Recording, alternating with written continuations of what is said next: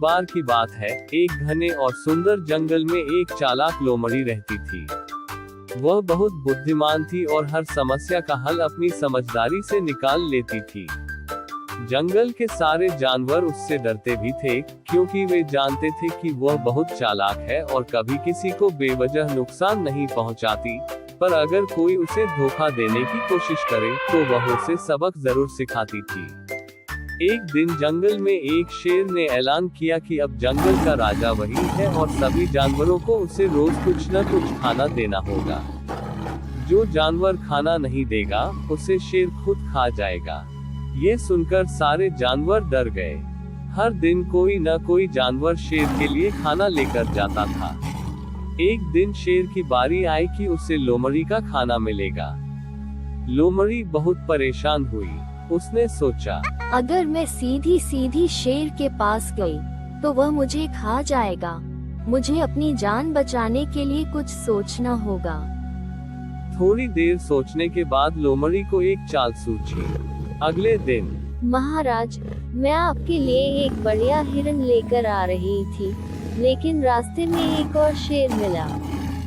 उसने कहा कि अब ये जंगल उसका है और आपसे ताकत में ज्यादा है।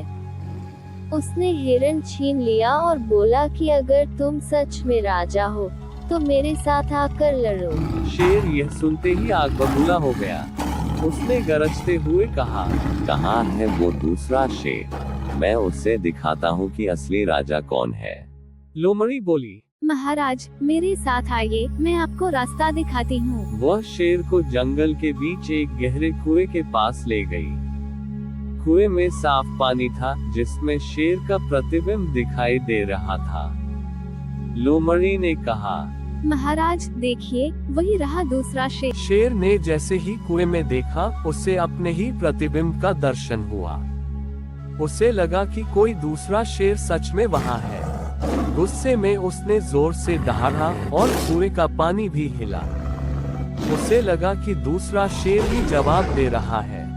गुस्से में अंधा शेर कुएं में छलांग लगा गया और उसमें गिर गया। बाहर खड़ी लोमड़ी जोर जोर से हंसने लगी। उसने कहा, जिसे अपने ही साए की पहचान नहीं, वो दूसरों पर राज करने का हकदार नहीं।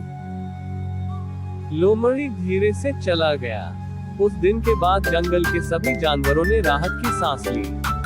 सबने लोमड़ी की समझदारी की प्रशंसा की।